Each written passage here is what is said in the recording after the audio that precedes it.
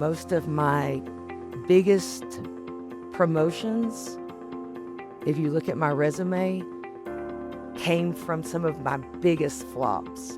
I got to open the first green middle school in the United States where there were hundreds of applicants, and people didn't realize that 4 years before that, I interviewed to be a principal, and the interview was so bad, the superintendent stopped the interview and looked at me like, "What are you talking about? What is your strategy for leadership in the 21st century?" And I was kind of like, "I don't want anyone to get hurt." My face was bright red. I thought I was going to have an anxiety attack. About a month later, I ran into one of the executive directors that was the principal supervisors in the restroom at a training. And when I saw her, I almost like hid. And she came up to me and she goes, "Okay, you're going to be a good principal, but we've got to prep you before you go in to meet the superintendent." And I'm like, am I ever going to even get a second chance? Welcome to Oxygen for Educators. I'm one of your hosts, Michelle Kinder, and you'll meet Chris Kent Phelps in just a bit. It's our hope to bring you thought-provoking, unscripted conversations full of actionable ideas to fuel your important work in the world. Thanks for tuning in. This space is for you. Hi, Chris. Hello, hello, hello. How are you? I'm good. It's nice to see you, and I'm excited that people get to meet one of our Dallas folks today who has been doing frontline administrative work, like embodied optimism and high pressure system like no one else I know. She just has that on lock. She does. She does. Would you like to tell listeners your nickname for her? Liquid Sunshine? That's Yeah. it. Yeah. That is true. You feel it. We're talking about Angie Gaylord, and Chris, share her bio so they know what's coming. I will do so. Angie Gaylord clearly has a calling. In 2023, she was appointed Dallas ISD's Chief Academic Officer, which means that she spearheads the academic, instructional, and assessment vision for the second largest district in the state of Texas. Before assuming this role, she was instrumental in leading the school redesign work for the Office of Transformation and Innovation. You'll pick up in this interview, she's clearly an innovator and a problem solver and takes a lot of joy out of that role. Prior to that, she's been teacher, principal, executive director, deputy chief. She's kind of done pretty much every role there is, but always focused on innovation around educational practices. And I love that she talks about in her bio that she has a family legacy of service. Her mom was an educator for 40 years and her father 50 years. And she says that she is profoundly committed to the mission of public education. And that definitely comes through in this interview. She has a very big job, 230 schools with 132,000 kids in Dallas ISD that she's in charge of. And she loves her work and loves human beings and has a unique ability to keep kids at the center of all of the work, which I loved. So I'm excited to introduce listeners to Angie Gaylord from Dallas ISD. And unapologetically joyful. Yes. You just don't see that often in people who are in that part of the org chart. Often they're kind of like a bit more, buttoned up, or just they carry their responsibility in a way that you feel. And I don't mean that as a criticism at all, but I feel like Angie carries her responsibility with laser focus. And she matches that with this like joyful, optimistic spirit that's just very unique. Yes. And if for those listeners that are just listening and not watching, she never stops smiling in the entire interview, which I loved. Well, she says she wakes up smiling, so She does. that tracks. Yes. All right, well, let's take a listen. Okay. Hi, Angie Gaylord. Hello, Michelle Kinder. We're finally doing this. I'm excited. I'm so happy to have you for the listeners, we've known each other a while now. And the Yes. first time we met, I was hosting Changing the Odds conference. You were there. You came up to me and we visited. And when you walked away, I was like, who is this liquid sunshine? And I was talking to tons of people all day that day. And you made such an impression on me with your energy and your spirit and your positivity that felt grounded, but still like unapologetic.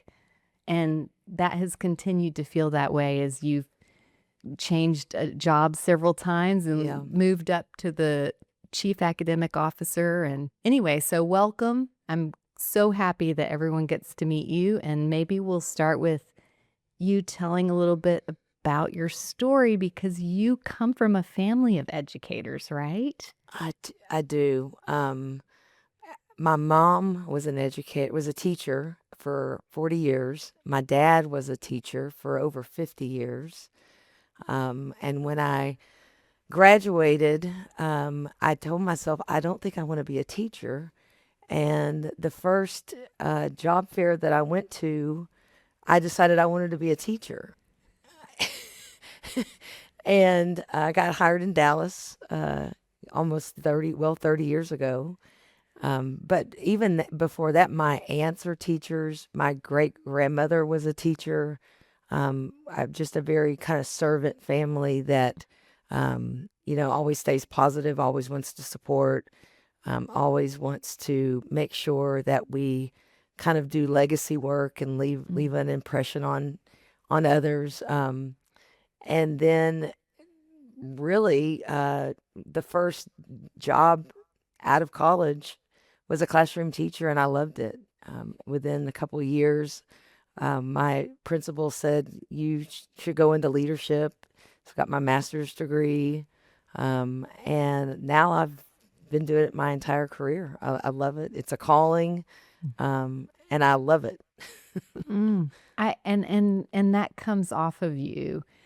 Tell me your notion of legacy work when you first started, having been exposed to your parents, your aunts, and now your understanding of legacy work. How do you think about it differently, if at all? Well, I didn't realize in the beginning, the love when you become a teacher is you're with students, you're with kids. You feel like you're touching the next generation. You feel like that the impact you feel the impact. I always tell everyone at the beginning of the school year, everyone gets so excited, both kids and adults. And then about October, people realize like, oh, wow, we're really on this airplane. We've really taken off and we're in the sky and we're not getting off until May. And so I always say October is when the kids and the teachers kind of do the whole, we're in this. And then you go through the year and you're with these, baby humans that change so much from August until May. And then by May, when you're landing the plane and everyone's getting excited for the summer, it's sad because they're not with you anymore.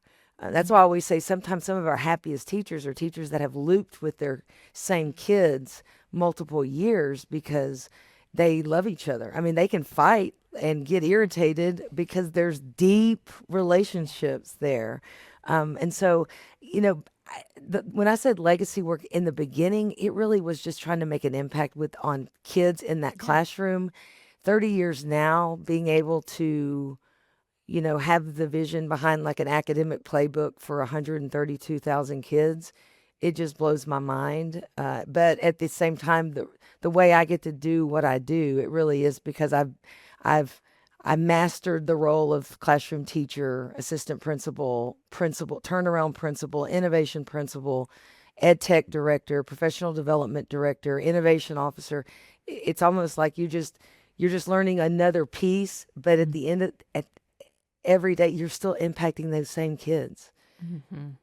If we're designing the student experience in the curriculum, it's for how it's going to fly for students in the classroom. If we're designing the professional development for 10,000 teachers in the summer, it's because it's going to impact the kids in the classroom. If we're designing a principal summit for 1,000 principals at Fair Park or at the Windspear.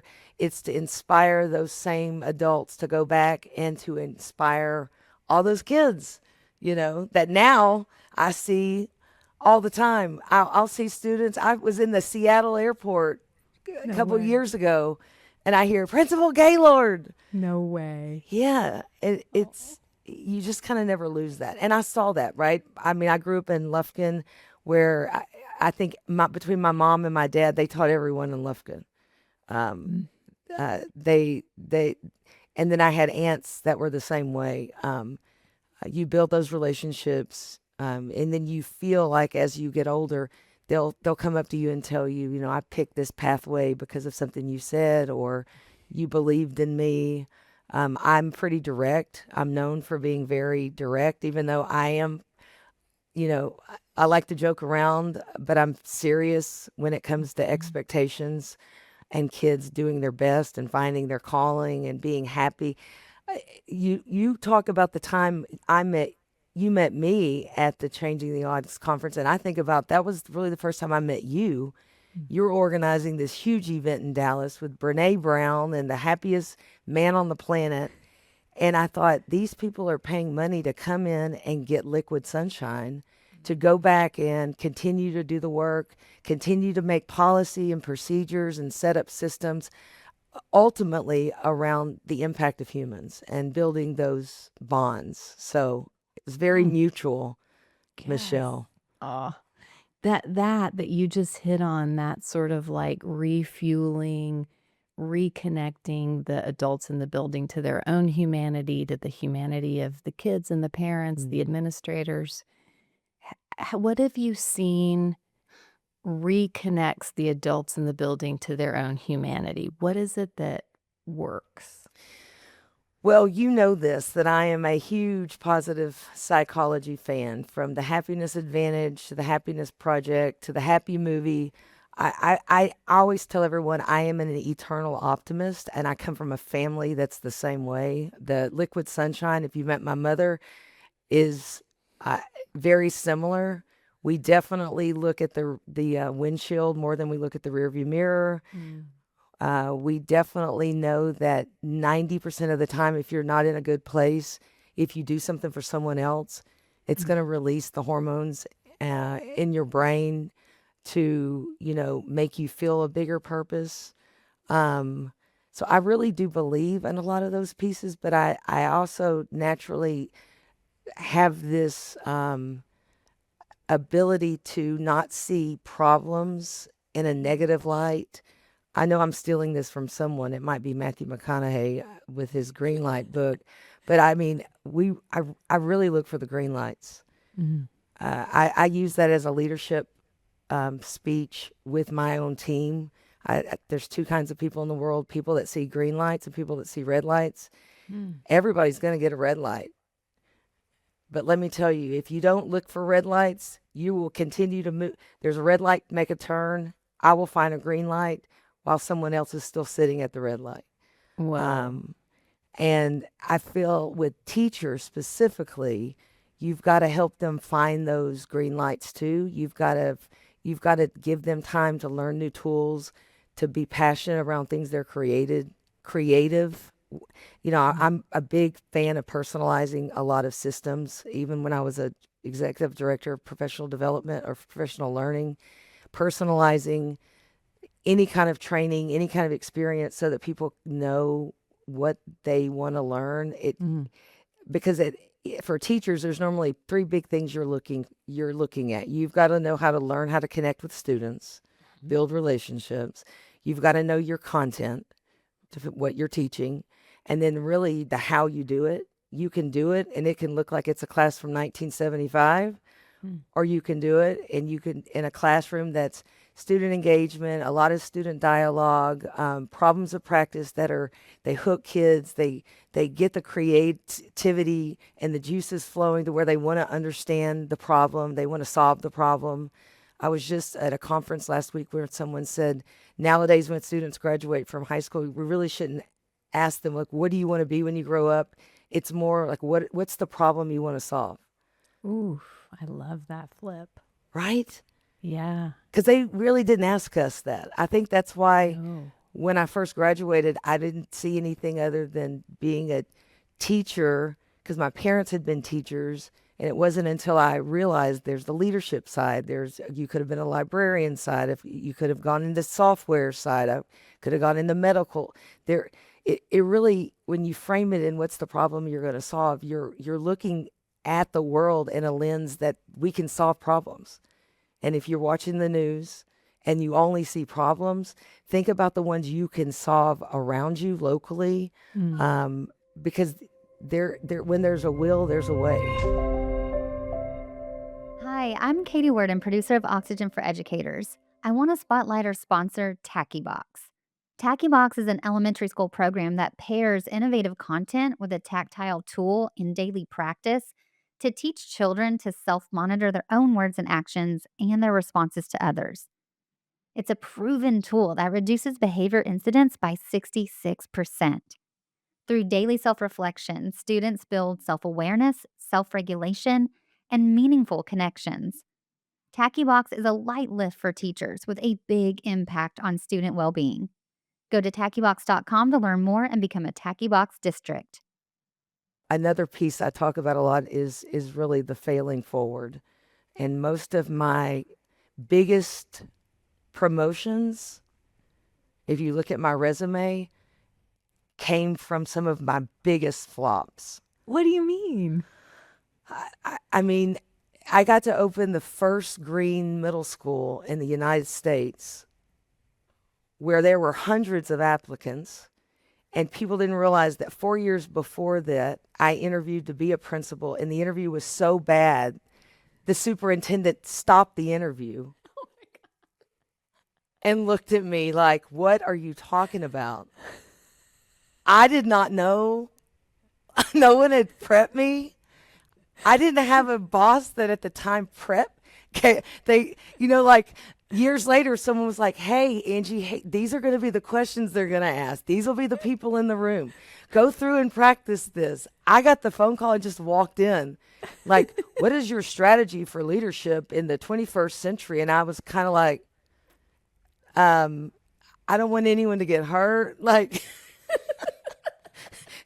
and they really stopped the interview. And my face was bright red. I thought I was going to have an anxiety attack. Oh my God. Like I did. If I had had an Apple Watch, it would have been going Yeah. It would have been like, something's really wrong. major signs. And I just looked like, what am I doing? I am never coming back to interview to be a principal.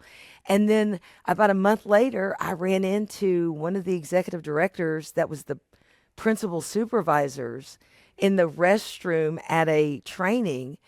And when I saw her, I almost like hid.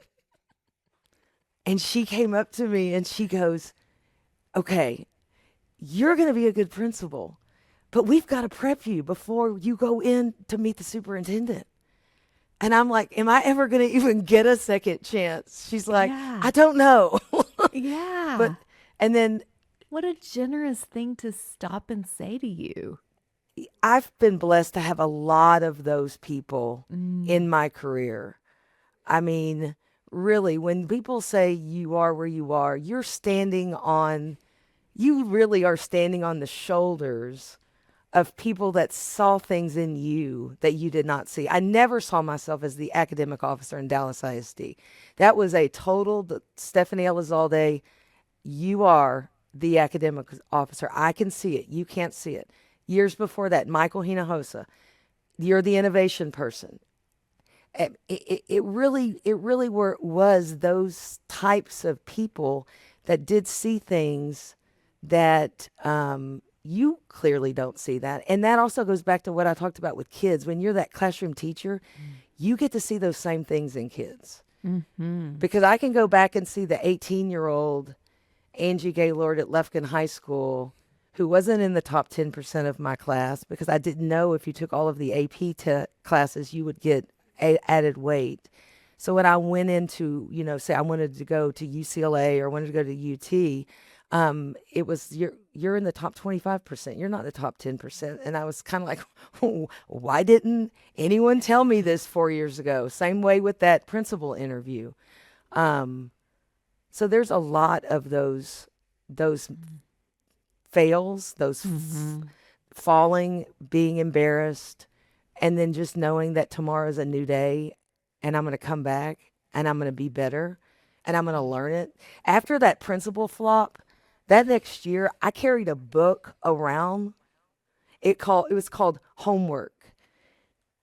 And I literally sat down with every principal in the district at the time. No And I went way. through, what are the 10 things that you think have made you the most effective? What are the 10 things that you have done that have made you the most ineffective? What are the biggest lessons? And so when you introduced all the stuff with Brene Brown, with being vulnerable, not living in shame, it was just perfectly aligned to me thinking, man, I could have totally thrown in the towel and said, I'm never going to go back Yeah. and try again. But it was actually the opposite that happened. It made me want to learn more. It made me want to grow more. I clearly have a growth mindset. I don't have a fixed mindset. Yeah. Um, Yeah. I don't live in pain long. I don't live in shame long.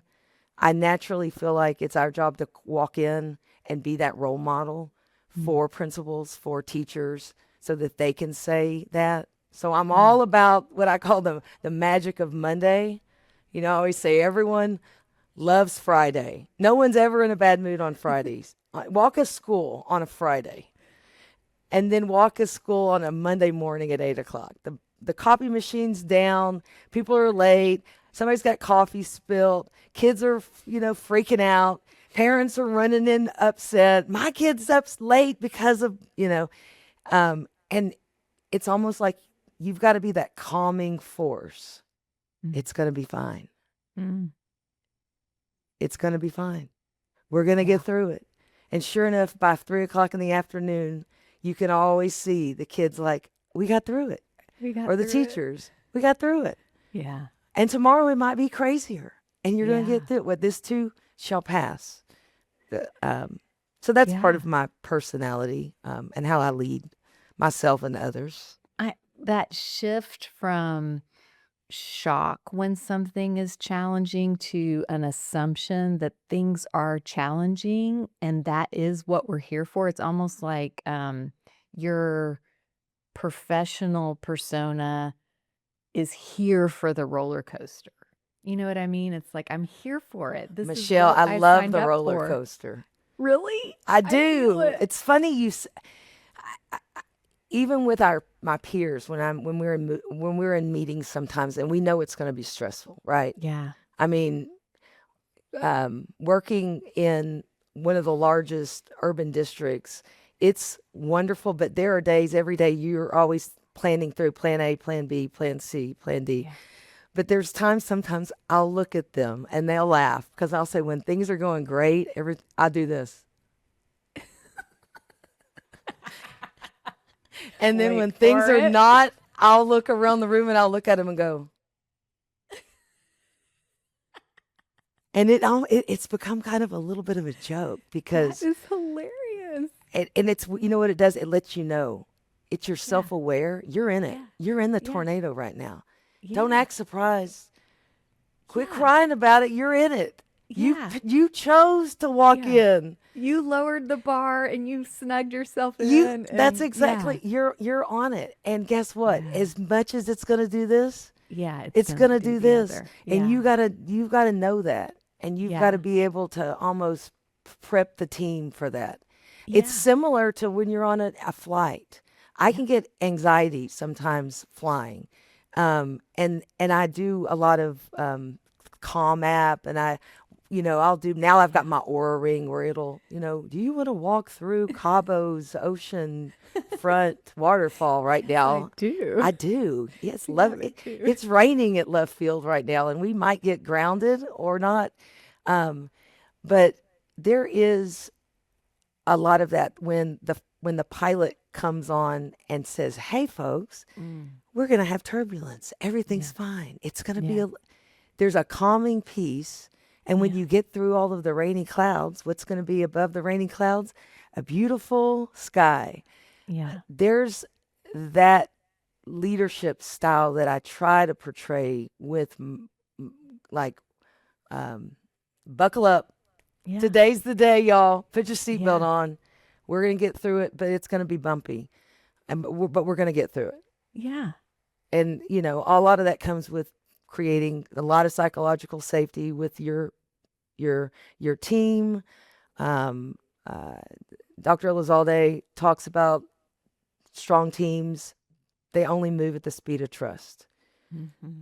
So in my world, I always tell people, if there's a breakdown, if something's not working, if a ball dropped and cracked, I guarantee if I go back and I investigate what happened, there's a breakdown of the relationships on the team that were working on that. Mm-hmm. I don't know if y'all don't like each other. I don't know if y'all like grew up together and you didn't like each other in middle school. It always kind of goes back to not having the strong connection, not being able to move at that speed of trust, and then also not being able to take risk. I mean, a lot of the stuff that we do right now, you know, think about, we're in a world right now where we've got high school kids that they want to be sitting in classes that teach them AI and cybersecurity. At the same time, we don't want phones in the schools because they're distracting. And we really don't want a lot of screen time with our smallest kids. And so you're navigating a lot of the, you know, from my lane, from the academic lane. At the end of the day, it's really just making sure we're setting these kids up to be successful, happy human adults. Mm. And you're right. If you don't build relationships with others, or you love your computer more than you love people, I'm probably not building you up to be a successful, happy human. Right. At the same time, if I'm building you up to be the social butterfly that's got 100 birthday parties to go to, but yet you can't pass the SAT to get into a 4-year university or to get an industry certification to get you a living wage, I'm not setting you up for success either. Yeah. So there's that Yeah. positive mindset / very high expectations. Yes. That, Yes. you know, Yes. if you're going to be a happy adult, where you're going to have a calling and a profession, and you're going to have to pay bills, and Yeah. you know, at the same time, I want you to, you know, fall in love, get married, have friends, you know. Yeah. So Do all the things. do all the things. Oh, when you're talking, it reminds me, like, somebody asked me a gazillion years ago what drives me, and I sort of zoned in on learning and contributing. Mm. And then I started every 6 months or so taking an audit. Am I learning? Am I contributing? If not, what do I need to change in order to do that in my current job? Or do I need a different, like, just kind of every 6-month audit for those two questions? And it took me through my whole career. Like, it was Really? so sustaining and I bring that up because hearing you, I'm like, oh, she's driven by learning and contribution. Like, it's very similar. Michelle, I literally, my other half calls it power hour, where you take an hour to learn something new, do yoga, really take care of yourself. When AI started to be the buzzword, and I got charged with being the person that leads the AI work for Dallas ISD and the task force and the policies, and what age do we want to put it in front of students, and then what do we want to block, because we're a very conservative system around mental health, and I'm not going to let kids, you know, go and build their friend in a robot situation, because that's going to take away from what I'm trying to do in another area. Yeah. I really started to donate time myself to learn it. Uh-huh. Like, I was a pretty fast early adopter with ChatGPT, and then finally that went into Google. Gemini, and now I'm a Claude user. I'm a vibe coder. I love learning. There's a creative side of me. I'm a lefty, right brain person that likes to build. Uh-huh. I mean, for a while I was building a classroom, Yeah. and then I was building schools, Yep. and now I was building a framework, an academic framework for, 100, 230 schools. but I really do take time. Um, I'm my own travel agent. I, I'm my own, and it's learning. It's always staying ahead of trends and research. Um, and for me, that's fun. Mm-hmm. I was a science teacher, and so I'm not a scientist, but I love just all of the new pieces of the advances of technology and medicine. And I think that's why I love the positive psychology stuff. I couldn't figure out how are we focused so much on mental health, and there's no research around all of this positive psychology on how to rewire your brain to be happy. Mm-hmm. Mm-hmm. Did that blow you away years ago? Because I know you probably Yeah. were in that same, Yeah. space with your glitter ball. Yeah, no, 100%. Because I'm a therapist by training, and so all of my training was in deficit medical model. And when I started to learn from people in psychology that were just as interested in studying what's going right and how do we build that into our lives, or how do we, get to know our nervous system so that we Mm-hmm. can, live in service of that and all of that. Yeah, it was, first of all, so much more engaging Mm-hmm. and so much more hopeful. And it felt like it was much more, um, like, expansive, Yeah. so people could kind of find their place in it, Mm-hmm. whereas the more kind of, like, deficit model psychology, to me, it felt like you were always trying to, like, narrow people into a diagnosis. Yeah. And, this other work is like, let's expand into possibilities. Yeah. Well, and it also reminds me of the green light, red light. Mhm.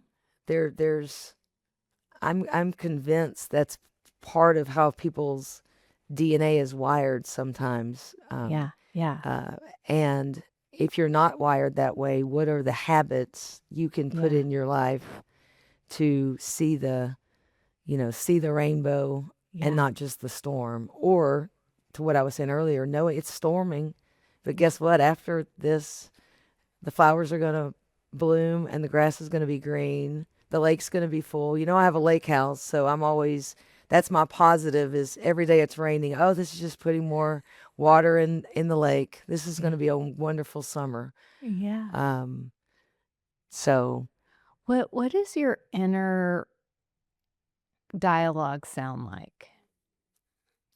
it's very positive. Mhm. Picked up on that. Let's just say I've had multiple people in my life tell me that, yeah, even as a kid, we'd have a slumber party in elementary school, and there would be, you know, people arguing or people mad or, girls when you're little, and I would wake up like this.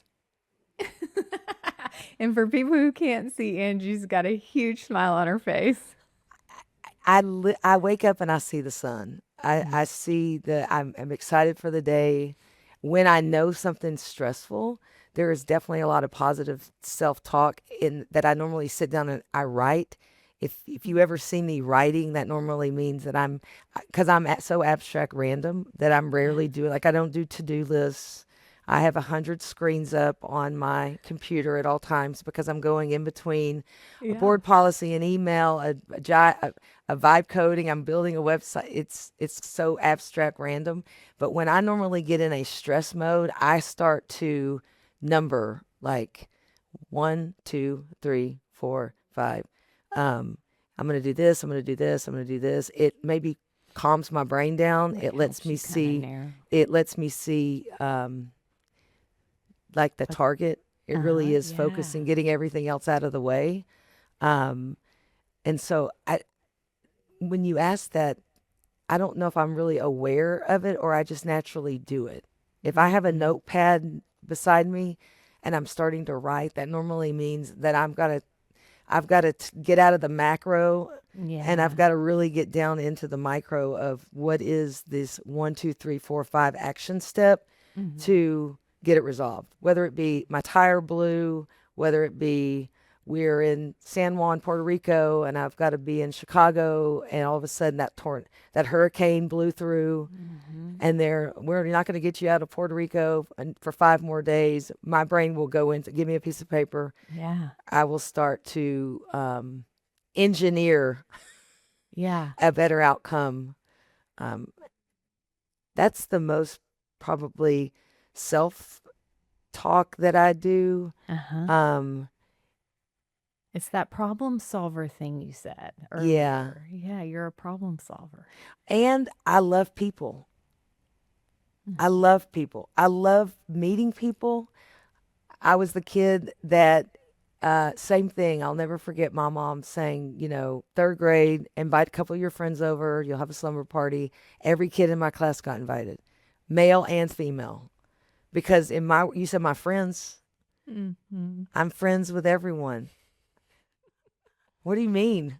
4 people? You want me to prioritize 4 people? That's so rude. How am I going to tell the other 26 people they're not coming to my slumber party?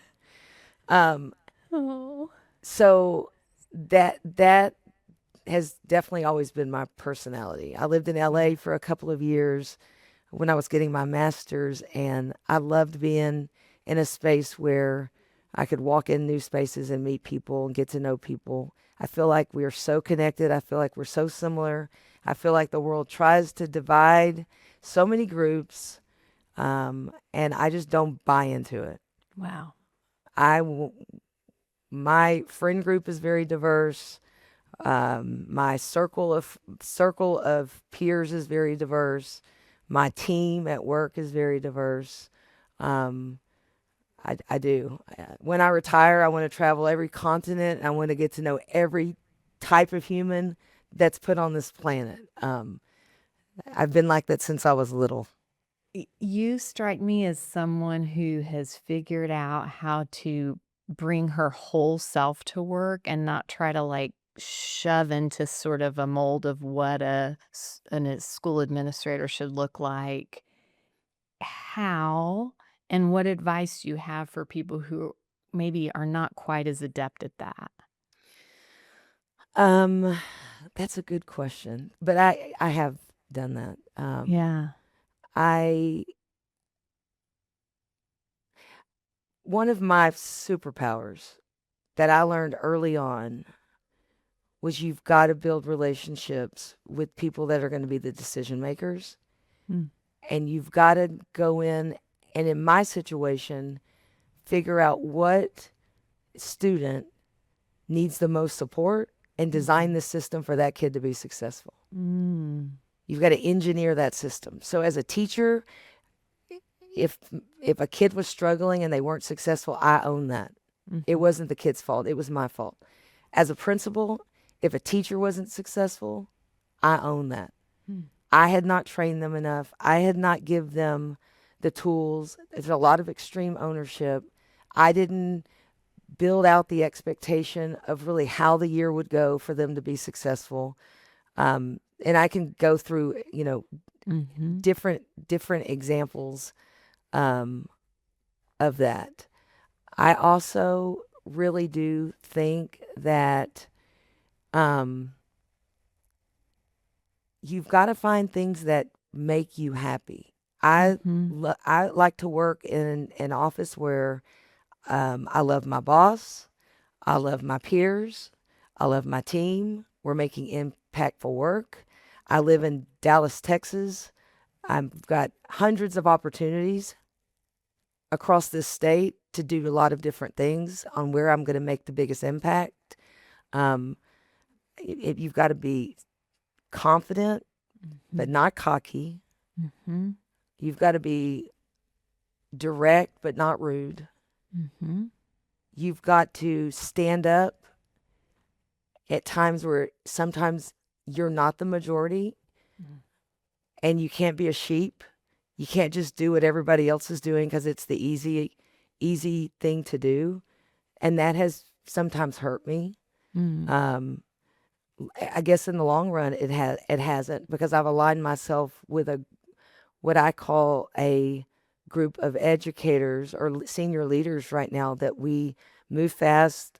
We don't just say we do great things for kids, we model it. We expect the data to show that. And if it doesn't, we're going to re-engineer it. We're going to change it. Mm.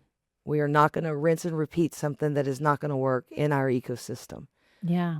And we're going to build the system to make sure all of our kids are champions and winners. I don't want to work in a field where one group of kids are the winners and one group of kids are not the winners. We've got to design the system so that everyone understands that everybody on the team is going to finish the finish line and be successful. I mean, that approach, it feels so embodied, first of all, as you're talking about it. Like I can feel that it's in your bone marrow. And that approach is so the opposite of bureaucracy. It's like vibrant and, zigging and zagging and always in service of the ultimate goal of setting students up to have fabulous lives and futures. That is so different from a lot of what we imagine with senior administrators, kind of almost like cosplaying as senior administrators instead of like getting in there, sleeves rolled up, like let's let this be like alive in us. That's how it feels hearing you talk about it. That's the way it feels. I mean, we've got a group of leaders right now that will literally leave their office, be in a classroom, be on any corner of Dallas ISD. I could say that around our head of HR. I could say that around our head of police, our chief of schools, our superintendent. That is, I'm really lucky right now to be on a team that it's just how we all operate. And when one person doesn't do that, the entire team would hold them accountable. Like That's remarkable. and so you hope you model that. And then we're a big organization. We've got stuff every day. Our crisis thread goes off every hour of every day, but we really run to solve problems, put kids first, listen first, try to seek understanding, and then at the end of the day, make a decision that's not going to repeat something that was, if it wasn't in the best interest of kids. So I know with me and the academic side, I'm the person that really looks through the final approving of curriculum, assessments, software, field trips, experience. Now athletics recently was given to me, which I'm loving, and we're busy. I said the other day, it's ring season in Dallas ISD. 4 of our basketball teams just won the state championship. One of our football teams just won the state championship. But right now, our head of athletics reports to me, and I don't really have to do anything. That level of expectation there is there. He does all of that. It is high expectations. We're going to do whatever we have to do to problem solve to make sure that our kids get a great experience. In a time in Texas where vouchers are about to be passed and people want to privatize certain educational experiences, for us, we're just continuing to innovate. Universal pre-K, college and career readiness, 10% of our high school graduates are graduating with an associate degree before they graduate from high school. Scaled 3 and 4 year old pre-K to all areas of Dallas ISD. It's an exciting time. I'll say it. I feel very blessed and lucky to be on a team that gets to do this. But at the end of the day, I wouldn't have picked a team if they weren't going to do this. Right. And you being on it probably tilts it in that direction too. Like it's everyone co-creates it. Well, if you're lucky, you're gonna get 100 years on this planet, right? You get to pick where you go and what you do if you're lucky enough. And so I do feel like the work is impactful. I think that I love to be on the creative side also of the experience for students at this scale. Things are changing and the world is changing, and I want them when they graduate to have that, IQ, EQ, CQ, be able to get along with everyone, stand up for what's right. Mhm. At the same time, you're going to have to build relationships with people on both sides of the aisle. Mhm. And so, do that. And, one of these days you're going to be making the policy that people are loving or hating. Right. That everybody has an opinion about. That everyone has an opinion about. Because the one thing you can always count on is Yeah. everybody's going to have a strong opinion. In our world, if everyone's happy, you're normally not doing something great for kids. Well, that's interesting. When I was an executive director, one of my board members told me, if everyone is happy with you, you're not doing your job. It's so true. And I was young and dumb and I didn't understand that, but it really landed for me, and it helped me try to live at that edge of Mhm. innovation, knowing that some people would be thrilled by that and others would be threatened by it, but it would mean I was doing my job. I was being a good steward of that time I sat in that spot. Yeah, no, I agree. I feel like I've been doing it for so long. You really have. For 30 years Such an that incredible career. yeah. Okay, I have two more things and then anything else you want, but can I Okay. go with mine? Yeah. Okay, one is, if there's someone listening who maybe didn't come into the world with such a high set point Mhm. for positivity, or being able to kind of interact with challenges in a way that brings energy into the system the way you do, Mhm. if they're not coming in with the same set point, but they recognize they're feeling muted, they need to bring energy into their system, they need a mindset shift, something. Do you have one or two or three things that you've seen kind of penetrate the minds and hearts and souls of people that are kind of more in that space that they find helpful? I'm probably go back to a lot of the research that's gone on in some of these happy books and projects. I think finding your purpose, Mhm. I think, is a key, and that purpose might be on Sundays planting flowers.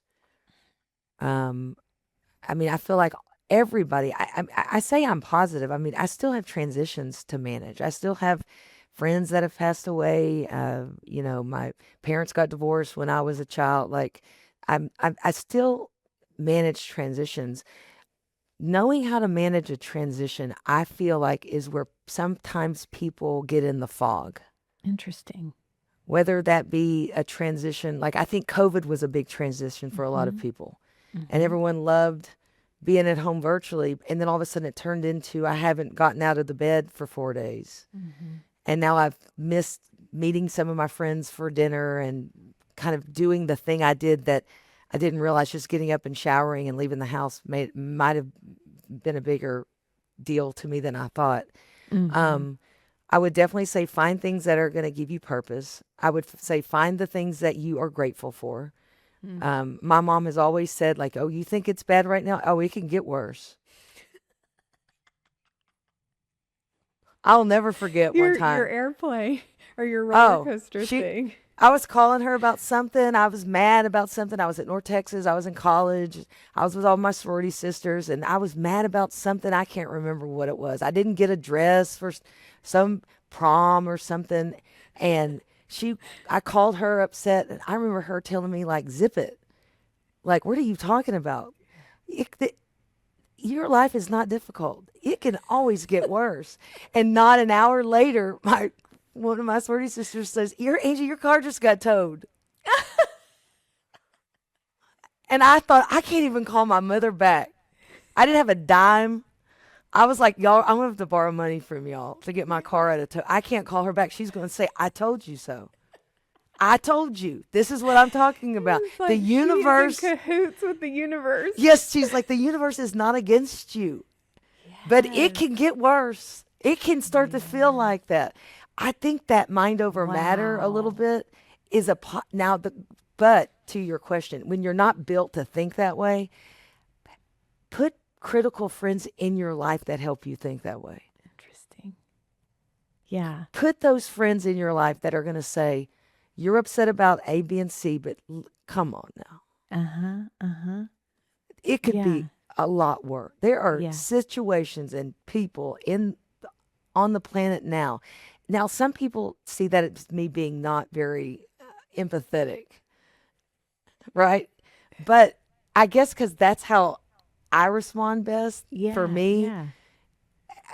really, it's figure out how to get through a transition, manage a transition. You That can is probably really go poignant. on ChatGPT to give you like a 10-step guide for Mhm. managing a transition, whether that be a death, whether that be a breakup, whether that be, I mean, there's so many things that you could put into the transition.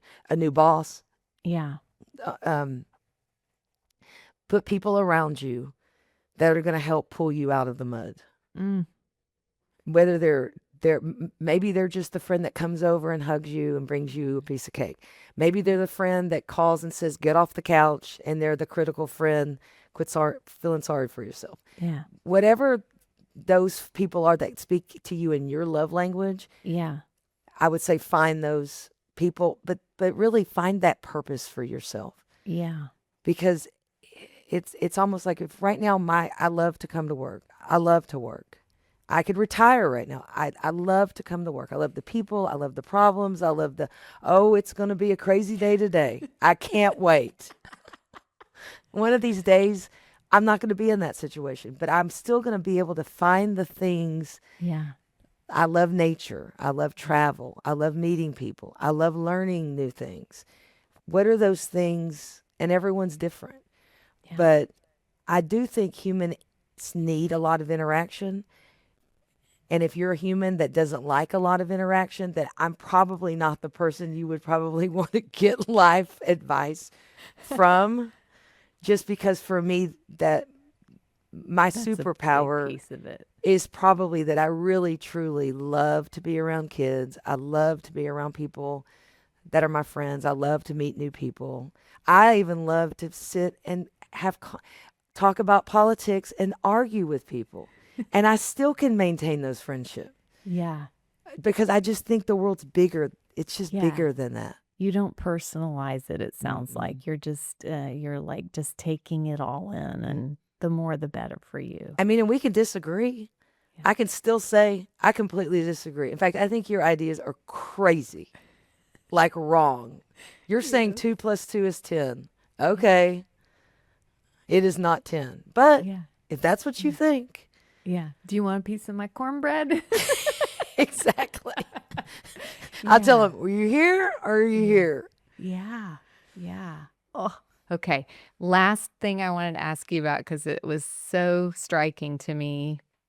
You had in your bio the quote, Ralph Waldo Emerson's quote, do not follow where the path may lead. Go instead where there is no path and leave a trail. It's my And I favorite. just want you to speak to that before we close. It's my favorite now because at the time when I was in those insecure, dark spots of fog in my career, and I was doing what I thought everybody else was doing, it was a colleague of mine that says, you kind of beat to your own drum, and that's going to be the thing that in leadership people were going to remember about you. And no one had really said that to me before. And she gave me that card that had that quote. Whoa. And I put that on my computer. And that probably does go back to that don't be a sheep. Yeah. And permission to be yourself, and Yeah, trust permission that to that be will yourself. serve you.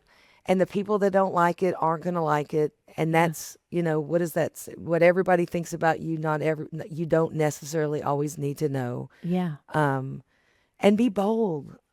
Be bold. Some of the biggest rewards in life have been from people taking the risk. Mm. And you might fall. And 90% of the times you're going to fall.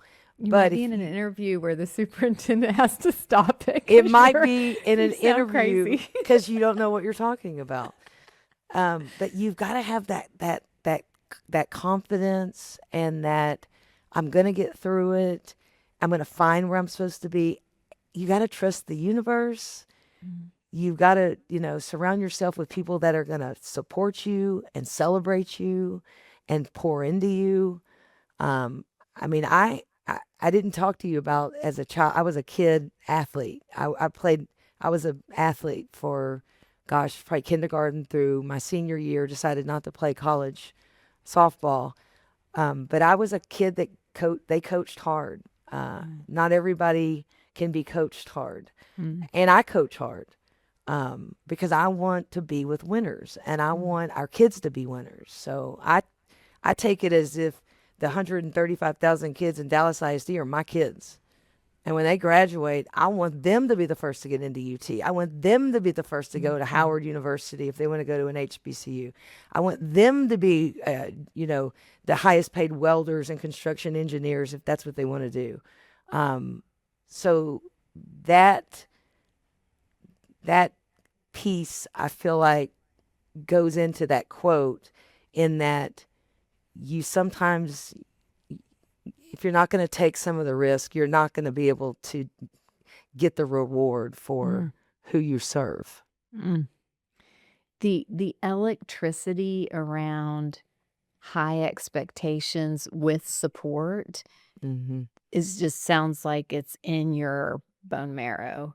Yeah, it Yeah. is.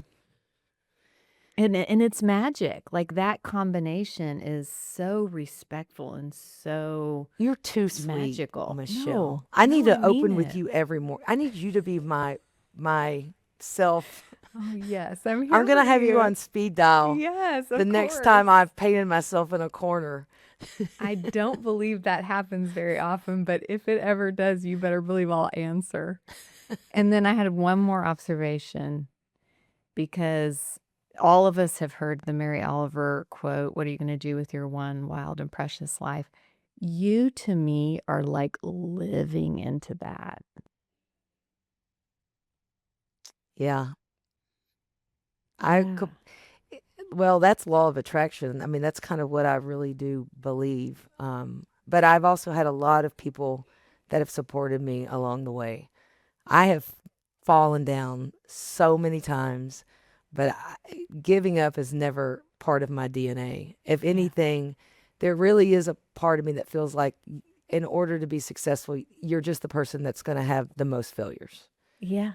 Yeah. Like, unless you even keep, that's really how I lead. Yeah.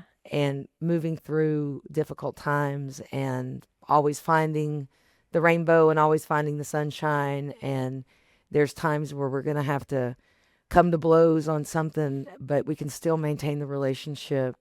And I'll end with this. I said this the other day on a panel, and my entire team nearly fell out of their chair. It was in TASA in San Antonio. And I said, we're not here for a long time, so you better make it a good time. No, that's real. And that's infectious. And that also is teaching kids how to step into their lives. Yeah. And have their Yeah. voice, find their voice, Yeah. right? Yeah. At We're not here 52. for a long time. And they're so funny. They're like, you need to patent that. I go, y'all, there's a George Strait song. I can tell now who doesn't listen to country music from That is hilarious. Texas. They wanted to give it. They're like, give that it was to you. so creative. That needs to be your tagline. I'm like, y'all. That's a George Strait song. That is so awesome. I'm glad you're in the world. I'm glad you're doing what you're doing. I'm glad Dallas has benefited from your energy and your vision and your capacity to engineer to serve all students. Like, thank you, thank you, thank you for being you. Well, thank you. I feel like you're a level of support in this ecosystem that I can learn new ideas from and communicate with and collaborate with. I'm glad you're in my tribe, Michelle. Yes, thank you. I definitely am. I wish we saw each other more, but I'm always a phone call away. Yeah. Thank you. We'll talk soon. All right, bye. Welcome back, Chris. Thanks. Great interview, as always. She's such a pumpkin pie. Is that okay to say about Chief Angie Gaylord? I bet she doesn't get that every day. I can't help myself. She's definitely liquid sunshine. By the way, do you see a little Chelsea Handler in her? Oh my God, I can totally see that. Yes. I wonder if she's ever gotten She's that. not cynical, and she's personality-wise completely opposite. But I kept thinking that when I was watching I her. can totally see that. Oh, now I'm super curious if other people have seen that and said that to her. Interesting. What do you got? What were your nuggets? Well, I think, we talk a lot on this podcast about part of the purpose being to help educators stay connected to their why. And I just felt like Angie stays connected to that purpose, even though she's, climbing that corporate ladder. And I loved how she talked about, every role she takes is just learning a different piece of how to serve and impact kids. It just seems like she's never veered from that. So that was very inspiring to me to see someone who's been in education that long, who's obviously had really difficult, big jobs, seemingly so focused and connected to that why. Do you think that's her parents, or what's your best guess about how she's been able to stay so anchored and laser focused? Probably, she said a lot of things that seemed surprising to come out of the mouth of someone with the title of Chief Academic Officer for the second largest district in Texas, such as, it's the universe. You got to pay attention to the universe. And so I just think all of that, probably the personal work that she does and focus on positive psychology and her frame of mind. I also liked, this is a different point that I made, but I think it probably answers your question. I mean, she gave the 3 things when you asked her, for someone who's not born liquid sunshine, how do you do that? And she said, number 1, find your purpose. Check. I would say anybody who's listening to this podcast is listening to it because the kids are their why. So find your purpose and then find things you're grateful for. She's clearly just oozes gratitude. And then she called it critical friends. In my mind, that's accountability partners, putting people around you who, if you do veer, are going to gently nudge you back on track. Yep. To me, that was her answer that she gave you. Oh, I love that. Yes. Nice recap. Hey, thanks. And I remember very well her speaking those points, but it landed even deeper for me hearing you say it that way. So thank you. Well, I try. We do what we can. Do what we can in this big bad world. What do you have?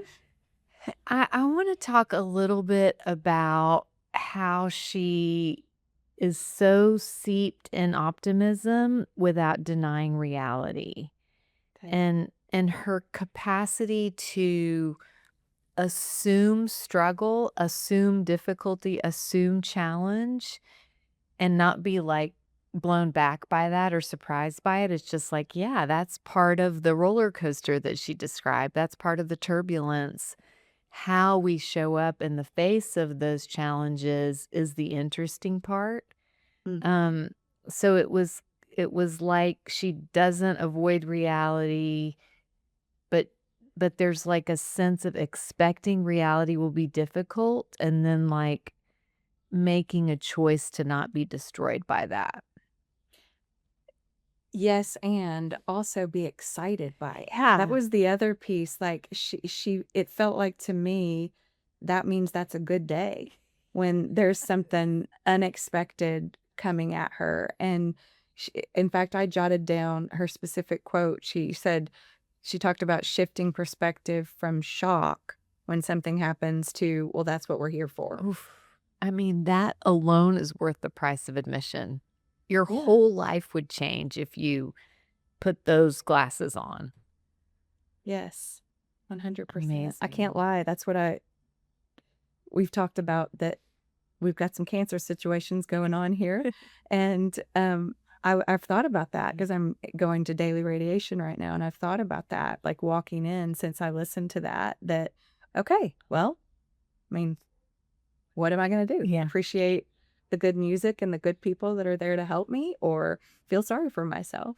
So I don't know. I just really appreciated her perspective, because I do think sometimes, me especially, because I think I do have a high optimism meter. I was made that way, but sometimes the world beats that out of you because you're viewed as naive, or when you feel that way. So sometimes I keep it to myself, like in darker times, I'll hold that in and keep that to myself. And I found her very inspirational to let that piece of me shine and not try to kind of tone it down. Yeah, right. Because her, in the system she's in, doing the job she's doing, does not mute that side of her at all. It is inspirational. It really is. And yeah, I just can't.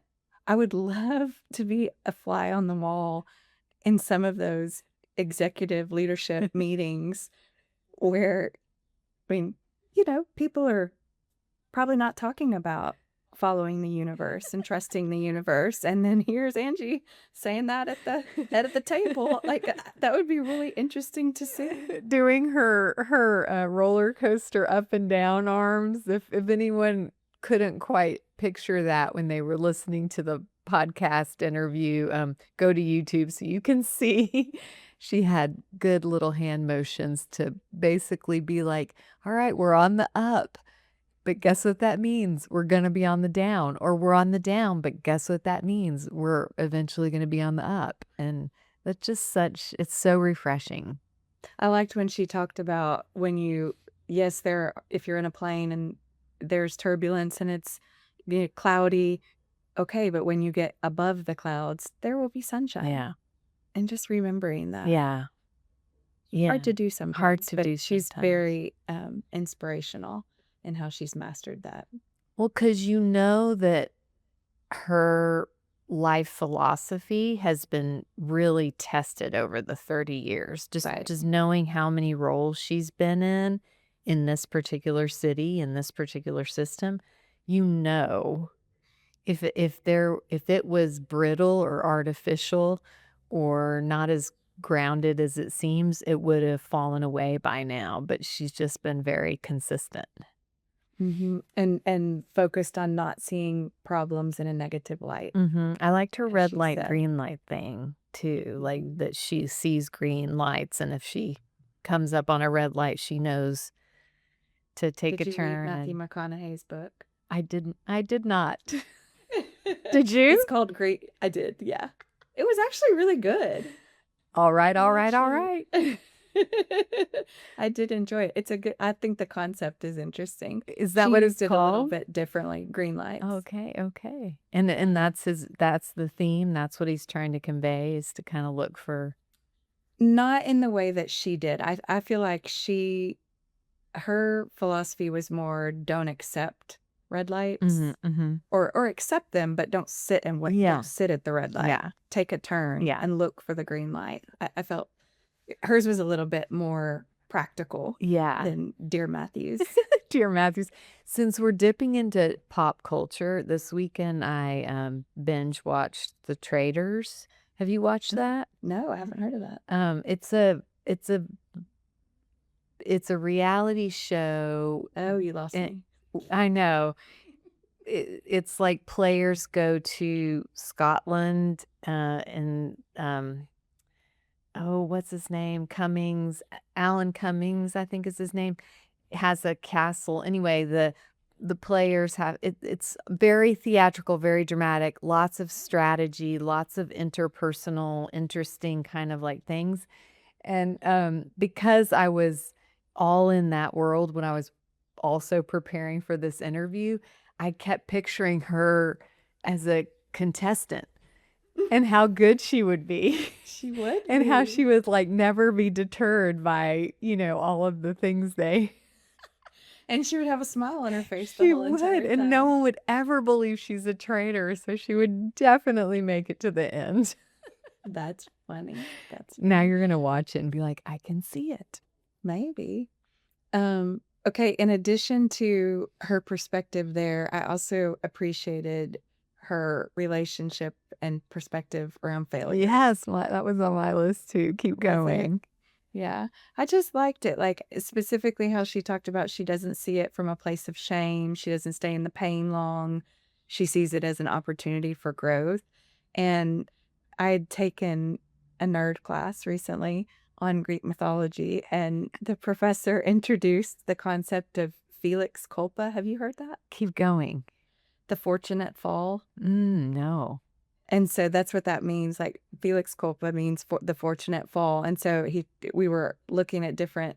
I sound like such a nerd. You really We were do, but looking it's endearing. different Greek mythology stories and pulling out like the piece of it that was where the character fell, but then it turned out to be fortunate for them down the road. And so he introduced that concept, which I loved. But that's what I kept thinking about when she was telling her story about the interview that she completely botched, but then walked around with her 10-question notepad interviewing people and turned it into something positive and a win. And I mean, now look at her and how many kids she's impacting because she had the fortunate fall in that moment. That needs to be a tattoo for her. I don't know if she has tattoos, but if she does, that would be the one to get. Or liquid sunshine. Liquid sunshine. Exactly. Listeners, vote. Tell us which. We will be submitting. I will personally take her to the tattoo artist. The other thing I loved about that story she told about where the superintendent stopped the interview, it was so generous of her to remind all of us that we all have the highs and the lows, and even someone who's had a 30-year amazing career, top of her game, can tell stories about those moments that are so easy to turn into like indictments or humiliation or whatever. And she's like, yeah, no, that's literally part of it. And how fortunate, because that's where I became who I am, and that's where I continue to become who I am through the failures, is how she talked about it. Yes. I So loved that. good. Oh, The other thing that she shared kind of around or a similar philosophy, if everyone is happy, you're normally not doing something great for our kids. I just felt like that coming from her is a powerful message for every educator, from a classroom teacher, because there is such negativity spewed these days. Just to remember that. Yeah. I think that was To important. like get your North Star, get your compass, get your trusted advisors, and then just go instead of trying to please everyone. Is that what you're saying? And just in you're doing meaningful, important work, and there's always going to be somebody that has something to say about it, Especially these because it's days. meaningful and important. And I also appreciated having someone in her role talk about the role of a teacher. Learn how to connect with students was the first thing that she said. So she's the chief academic officer. She's prioritizing relationship first. So first thing she said was, you learn to connect with your students. Second, she said, learn your content. But then third, be creative in the how.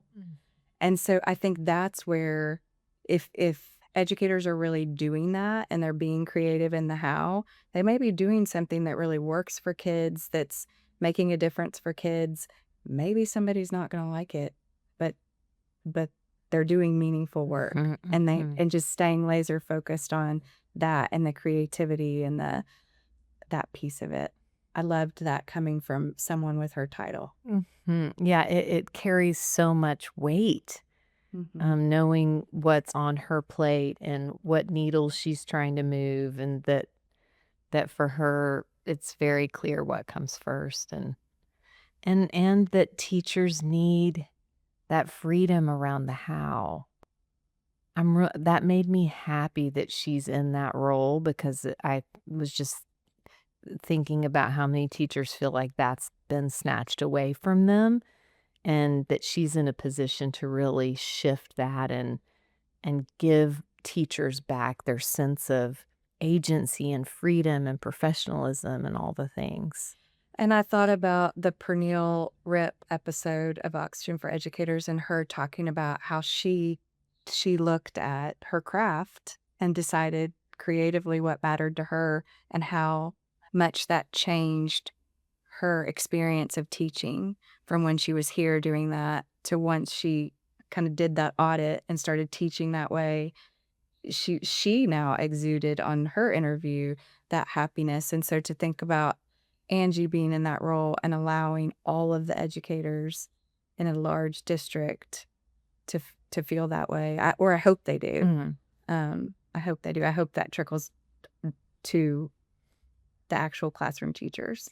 But I love that. And then she also said, when she was talking about that, you have to give teachers time to learn new tools. And I just thought that was interesting that she also was speaking to the need for time and space to learn so you can be creative.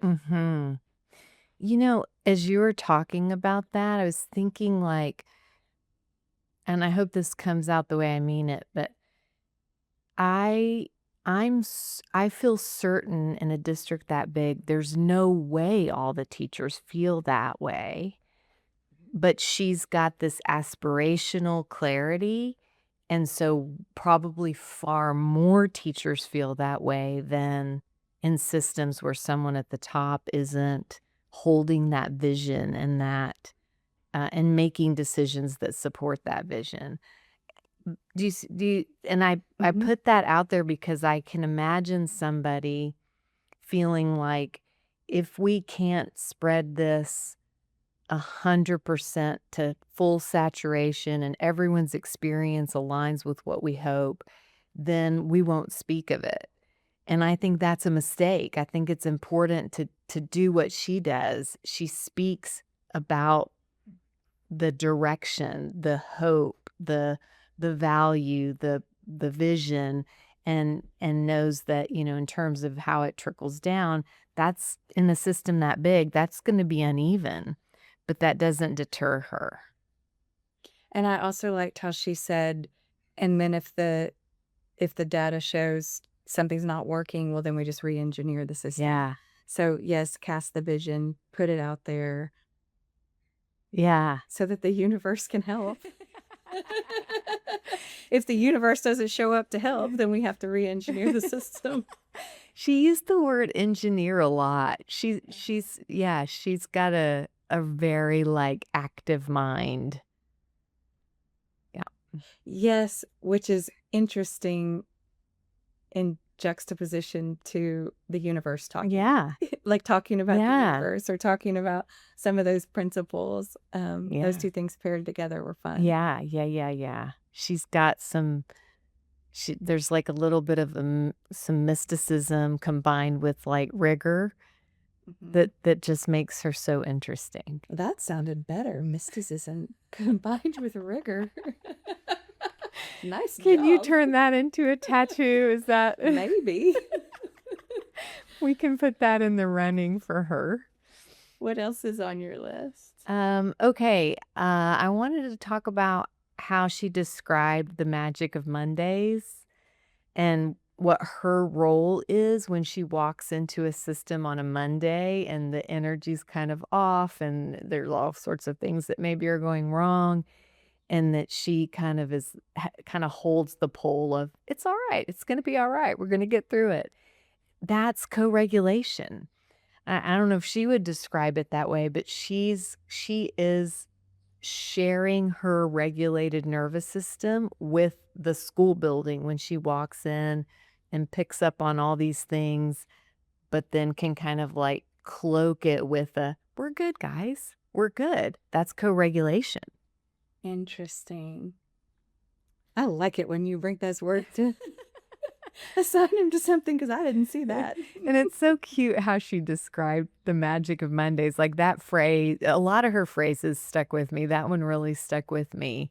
And it made me start scanning for times when just naturally the energy somewhere is either more chaotic or more muted or just off. And it made me more interested in like, okay, what is the sparkiness or the groundedness or the whatever? What is it I can bring into this space, even into a grocery store? No joke. Like, and just start noticing like what kind of impact can I have on a system without saying a word? You know what's funny? I remember once when I went to see you speak, it, it's been, I think, a few years now. And I remember you said something about checking the energy in the room, and you went and just kind of stood in different places. And I remember looking at you thinking, God, I wonder if she feels awkward just standing there not talking to anybody. And da, da, da. But in time, I understood what you were doing. I did understand what you were doing. Was I waving sage at the same time? Like how far did I take it? You didn't take it too far, but that was interesting to me. And so now I understand what you were doing. Yeah. But that's kind of what you're saying, and what a wonderful I don't know, what a wonderful thing to think about if you're a classroom teacher. Yeah. Approaching it that way on Mondays with your 24 kids. Yeah, totally. And then like Pernille, we'll just call her back again, articulated so beautifully, is inviting the students in to help you create that co-regulation and that culture climate instead of it just being Yes. passive. I believe she said she wanted the guests, or she didn't want to host the party. She wanted the party guests to help create the party atmosphere or something like that. And that's the Pernille Rip episode we're referring to. Love it. For those who haven't listened to it yet. What else you got? I liked just kind of, as she was sharing her story, acknowledging different people who helped her see things about herself that she couldn't see. Mhm. And it made me think a lot about Miss Lopez, which is also a season 1 episode, and what she did. My nephews were on the podcast, 4th grade nephews, talking about how she helped them see themselves as readers. And it made me think a lot about, that's really the greatest gift that you can give to anyone else, is to help them see a piece of themselves they don't see. Why are you trying to get all poetic? Like I'm going to get all teared up or something. Well, I've always wanted to make a cry on this It's not- podcast. Today might be the day. That's so lovely. But don't you think? And so Yeah. it just might, like, that is part of the beauty of the education profession to me, is because it's not just one person you can do that for. You have a classroom or a school or a district that you can help offer that to. Oof, oof, oof. And it's so much more loaded depending on where you are developmentally. So for kids, when I was leading Momentous, what we talked about with the whole building, but certainly with the school, is that there are no neutral, like it's either positive, negative, or a missed opportunity. When you're surrounded with all these tiny little people who are becoming, it's just like it's your point. It's exactly what you're saying. The richness of opportunity to speak identity into them, to hold a mirror up so they can see an aspect of themselves that was invisible to them. It makes me think of oh my gosh, I'm blanking on his name. The middle school principal stopped graduation and talked about what his future was going to be like. Jose, you remember that episode? I do. Yeah, and that's just one more example, probably the richest one we've had so far. But yeah, there's so many opportunities every day, all day long for teachers. Well, and her story also is a reminder we're all still becoming, even as we're older. And, I think sometimes once we've formed an identity about ourselves, there are pieces we're not seeing because we only see ourselves as this. And so I really think it never stops. It continues to be, yeah, I think it's the greatest gift. That's so important, the it never stops piece, because I mean, that's what this podcast is about, right? The adults in the building, and if there's anyone that's gonna get like, let's ask so much of you, but forget that you also need stuff from us, it's educators. So how lovely. I mean, anyone who's listening has an educator in their life, either the teacher of one of their kids or someone they know or a family member. What a great, easy, actionable thing. Let them know what you notice. Just tell them what you see. Well, and I guess in some ways that's the purpose of this piece of our podcast, right? Where we're rewatching the interview and talking about pieces that we notice. Yeah. Dang, this is so deep today.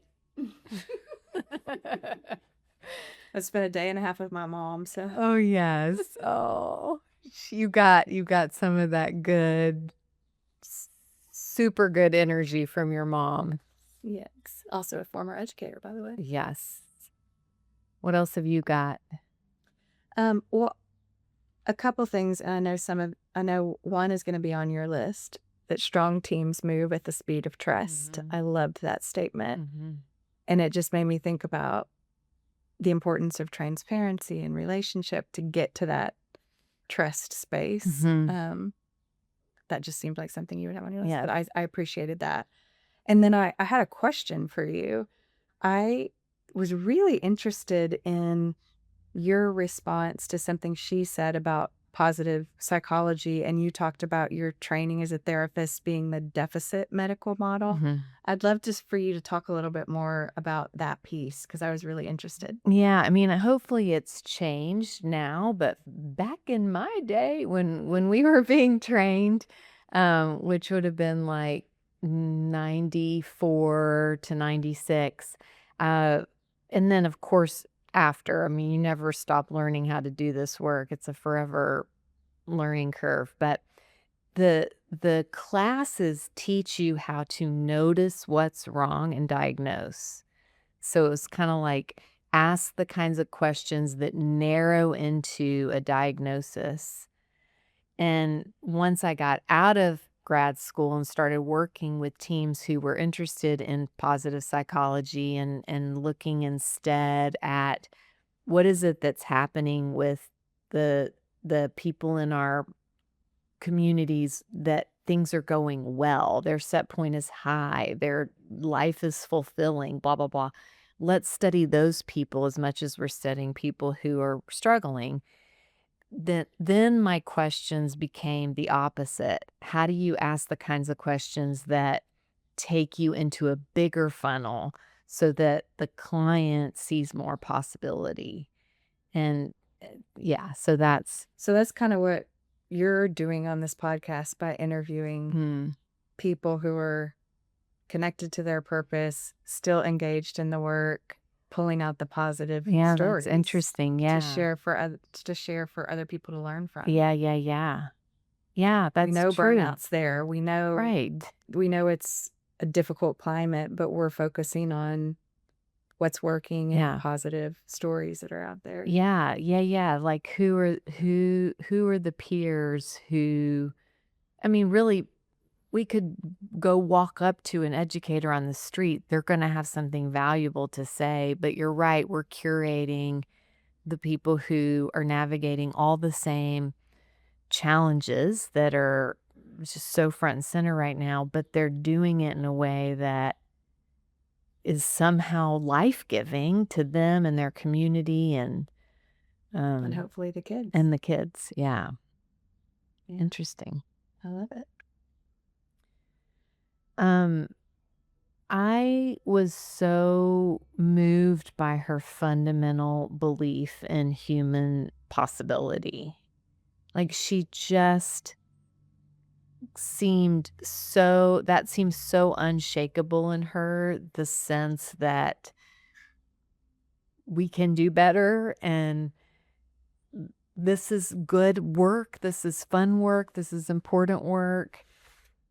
I don't know. I just felt like uh, if I were on her team, I would feel invited to be my best self. And I would believe she was also on that same journey, like much more like shoulder to shoulder. I don't know. I get what you're saying. As you know, I went to a concert last night. It was the Drew and Ellie Holcomb, Drew Holcomb and the Neighbors. But they played a song called Maybe You Will, and it made me think of Angie because it was I'll read you just a couple lyrics. The whole premise is, okay, you may never get the answers that you long for. They may never raise a garden for the encore. You may never see the harvest from the ground you till, but then again, maybe you will. And it was just like verse after verse after verse like that. But it was always like, maybe not, but maybe you will. And I could just see Angie popping up saying that because it was just, it's that belief in human possibility. With a big smile on her With face. a big smile. Looking like Chelsea Handler. But that's not the kind of message that Chelsea Handler puts into the world. She has her days. She does. She does. She's got some pretty inspirational work in the last, I don't know, decade. Yeah. So I love that. Well, those are the things that I had on my list. Do you have anything else on yours? I'm scanning to make I just feel sure. grateful to have met her, and I feel like that quote, "Do not follow where the path may lead, go instead where there is no path and leave a trail." That almost like that re-inspired something in me to hear her say that and to have watched how she's lived her life that way for 30-year career. I love that. So thank you, Angie, for that inspiration. Perfect note to end on. She's an example of the things she said were sticky and they made me think long after the conversation. And then when I was rewatching it, I realized it's her presence that like really impacts me. She has so many interesting things to say, but it's the way she like fills out her own skin and extends herself to me or whoever she's talking to. That's just so, man, if any of us just moved 5 degrees in that direction, we would tilt the energy of the planet up significantly. Like she's a beacon in that way. I love it. Thanks for bringing her on. All right. Well, we will see everybody next week. And thank you very much, Chris. You bet. Bye. Bye. Thanks for joining us for this episode of Oxygen for Educators. Please like, share, and follow. And if inclined, leave us a 5-star review so that we can keep making content for you. Let us hear from you if you know someone we should interview or a topic we should cover. The views and opinions expressed in this podcast are those of the guest and host and do not necessarily reflect the official policy or position of any organization. The content is provided for informational and educational purposes only and is not intended as professional advice. Listeners are encouraged to use their own judgment and seek appropriate professional support when needed. Oxygen for Educators, its host, and production partners are not responsible for any actions taken based on the information shared in this podcast.